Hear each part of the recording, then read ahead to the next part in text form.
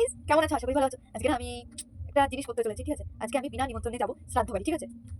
আমি একবার ভাবছি যাবো কি যাবো না, ঠিক আছে? আহ, যাই হোক ভেবে যাই যাই, ঠিক আছে? তার জন্য একটা গিফটও নেওয়া হয়ে গেছে, শাড়ি আর কি, ঠিক আছে?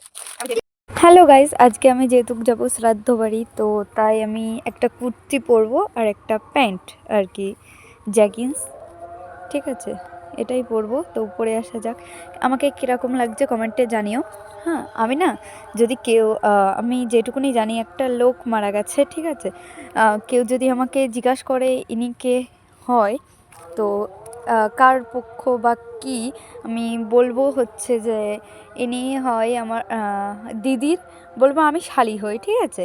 এরকম বলে দেবো। তো আমি যাব যখন, আমি ভাবছিলাম যাব না, তারপরে ভাবলাম না যাই।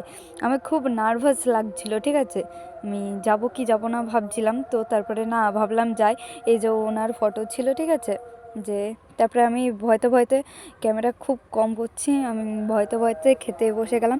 এদিকে পিঠে দিয়েছিল, ভাত দিল, লাল শাক দিয়েছিল, এদিকে শুক্তো দিয়েছে, তারপরে হচ্ছে ডাল দিল আর পাঁপড়, তারপরে হচ্ছে ইঁচড় চিংড়ি দিয়েছে, তারপরে মাছ দিয়েছে, তারপরে চাটনি দিয়েছে, চাটনি পাঁপড়, আর লাস্টে লাস্টে 2 রকম মিষ্টি দিল, তারপরে আইসক্রিম আর হজমোলা দিল। তো চলো